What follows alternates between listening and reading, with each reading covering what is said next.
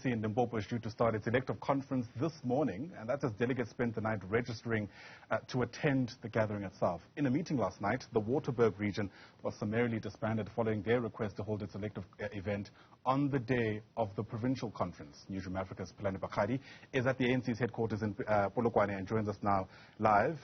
The cliche, Pelane, is that the stage is set, as it were. Is that true for the case in Limpopo?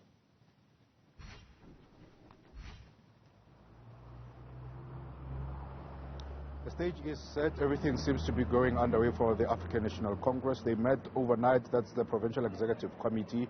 And the key decisions were made there, of course, including that of the program. And as well as that particular Waterberg district, the Waterberg region that wanted to have its own conference just before the provincial conference was held. Of course, they were just asking for a few hours, saying that they wanted to attend the Provincial Executive Committee elective conference.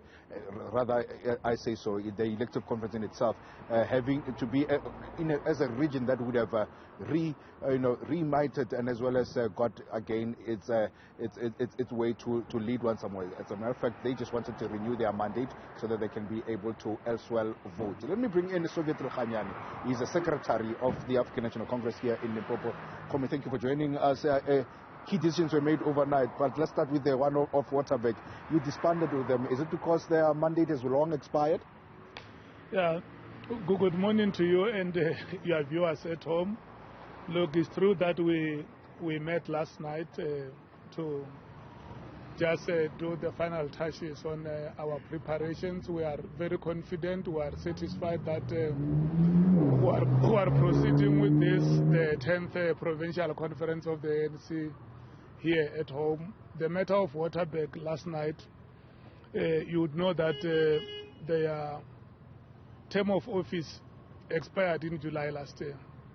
So if they were going to, the REC was going to attend the provincial conference in the form it was going to be denied certain benefits because it is no longer a structure of the ANC in good standing. That is why last night the PEC decided that we are dissolving the REC.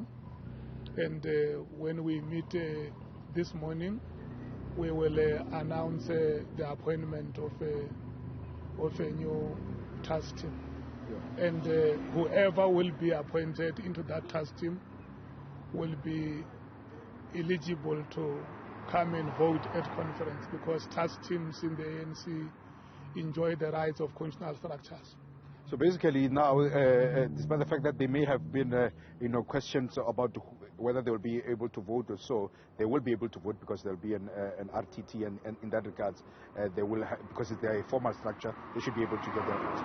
Look, the REC is a constitutional structure of the ANC. When we allocate delegates to conference, we have 5 RECs in the province. So even if they were not going to vote, they were still going to be allocated those votes. Unfortunately, they were going to forfeit the right to vote. I mean, they will still be allocated the status, but they will forfeit the right to vote because they are a recognized structure of the ANC in the province. And to make matters simple, that is why we took a decision to dissolve that REC whose term of office has expired. And then we will announce the appointment. And then when we allocate RECs, the other 4 RECs who will be allocated delegates today, they will be allocated together with Waterberg as the 5th REC in the province. Talk to me now about the PEC that you'll be sitting today. What's on the agenda? I do know that you the set envisaged rather time was to start at 10 o'clock for the provincial conference. If the PEC is starting now at 9, I'm sure there'll be something. No, it's just to make final inputs on the reports. Remember the reports, when you go to conference, you will never finish the report. That is why even at conference in plenary, delegates always continue to make additions to the reports because you are looking at the number of, the volume of your report. I have seen the organizational report now is almost 100 pages. But we still feel that there is some work that has to be refined in the report. So, yeah. Talk to just perhaps as we wrap up. Are you foreseeing any kind of disputes as far as credentials is concerned, or do you feel that there will be adoption quickly and then you can quickly move into the program of the day? Look, we have not been alerted of any possibility of disputes. The disputes have been dealt with, and so far my office or any other office has not received any queries about the manner in which the disputes were resolved. So we are confident that the registration team, when it comes to give its final report, we will be knowing that it's all systems go.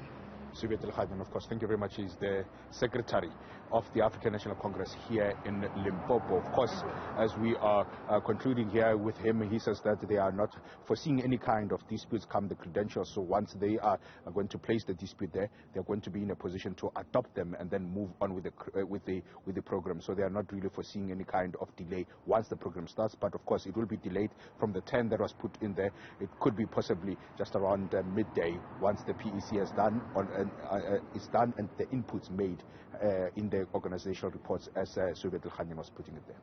All right, Phakgadi, thanks very much indeed for that. He's live to us there from Polokwane in Limpopo.